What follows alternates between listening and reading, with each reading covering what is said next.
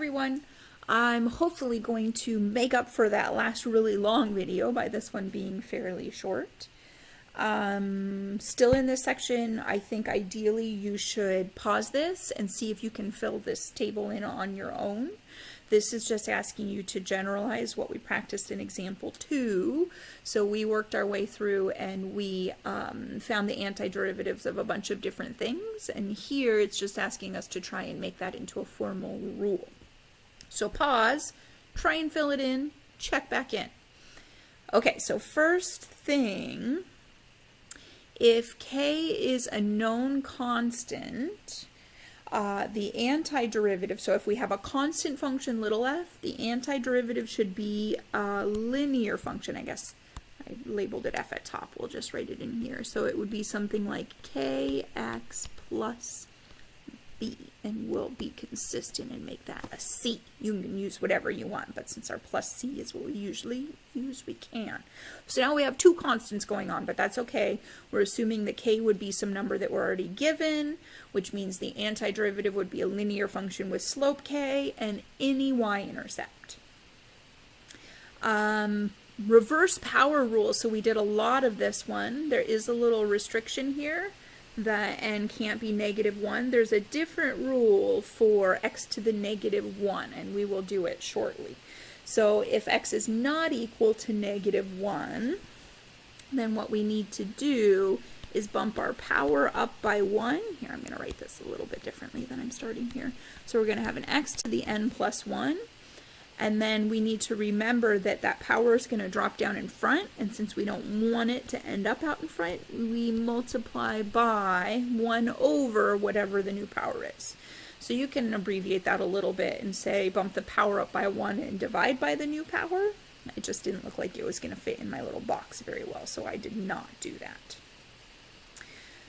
Okay. So again, remember, and I said it at the top, that the goal here is trying to reverse all the derivative shortcuts. So what I'm giving you here is a list of all the basic derivatives that we should have seen in Calc 1. We saw more complicated things, product rules, quotient rules, chain rules, but this is just the basic derivatives of the basic functions. So my question here, and this may be where some of you stuck, is which basic function has derivative 1 over x? And the answer, if you didn't come up with it, is the natural log of x.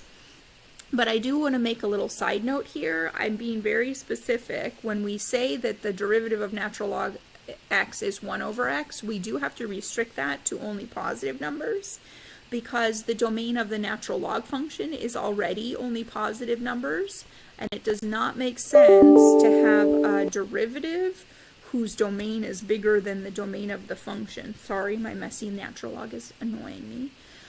Realistically, what you'll see a lot of is if little f of x is 1 over x and there isn't a restriction provided, then big F of x will be the natural log of the absolute value of x.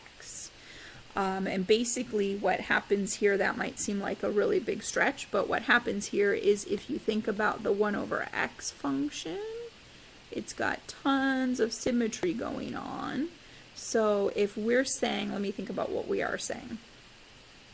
If we're saying that the slopes on the natural log function are given by these y values right here, you can see that over here we're getting the exact same y values only with a negative sign.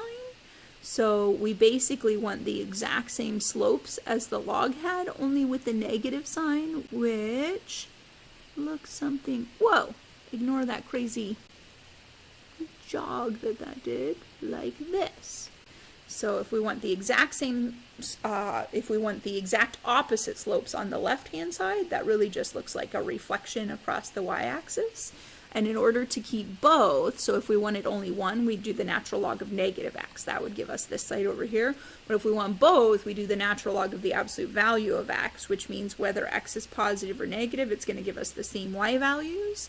and we will get the 2 branches of that. So I don't want to get too crazy sidetracked with that. So I would just say for now that if you're looking at 1 over x and it doesn't have a restriction, the antiderivative is the natural log of the absolute value of x. If you want to know a little more about that, you can definitely look it up, but that's the big thing for me right now. It's just that you're aware that you need an absolute value in that. Okay, next question. Who do we take the derivative of if we want to get sine x? And the answer, let's see if I can keep my positives and negatives right, should definitely have to do with a cosine x, but we have to be careful because the derivative of a cosine has a negative in it. So we get the opposite of sine. If we don't want the negative, we're going to have to put an extra one. So now when we take the derivative of opposite of cosine, we get that negative out in front, and then we get a negative sign, which becomes positive, and a plus c, and over here we want a plus c as well, and up here we want a plus c as well. Oh my gosh, I forgot them everywhere, plus c. Okay. Next question, who do we take the derivative of to get cosine? And we can probably guess that the answer has something to do with sine. And then the question to be careful about again is just, do I need the negative or not? And the answer here is no. The derivative of sine x is cosine x. You don't need to switch signs. Secant squared, we saw that one in the last example. So we get a tangent x. Derivative of tangent is secant squared. E to the x is a fantastic one. If you're asking, who do I take the derivative of to get e to the x? The answer is e to the x. It is its own derivative, which means it's also its own antiderivative, give or take a constant, a plus c. This one's a little trickier, a to the x. So if you'll remember from Calc 1, the derivative of a to the x is a to the x times the natural log of a. So it's not quite as beautiful as e to the x. We get this natural log out of the deal, which means when we're taking antiderivatives, let me switch back colors, we can guess that the antiderivative, I hope we can guess, has an a to the x in it. So if we just start as that and we do our check, we're going to say, okay, I'm getting a to the x natural log a. I don't want a natural log a, and really key is recognizing that this is just a coefficient. So if we want to cancel out a coefficient we don't like, we just multiply by its reciprocal. So again, a is not a variable here. A is a constant. So this would be like having a 3 to the x. The derivative of 3 to the x is 3 to the x times the natural log of 3. The antiderivative of 3 to the x will have to divide out that natural log of 3. So it would be 3 to the x divided by natural log 3. Plus c. Yell at yourselves when you forget c's too. We don't want to forget those. Okay, these last two often are stumbling blocks for people as well, just because they don't remember. So remember that 1 over 1 plus x squared is the derivative of arctan or inverse tan. And the derivative of 1 over the square root of 1 minus x squared is inverse sine. There are others as well we could do, but I just would like to stick with this. I like to stick with those basic sine, cosine, tangent derivatives, and thus those antiderivatives that I wrote down. And then the arctan, arcsine. We could do arc cosine. The derivative of arc cosine is negative 1 over the square root of 1 minus x squared. But we could also just say that that's a negative inverse sine of x plus c.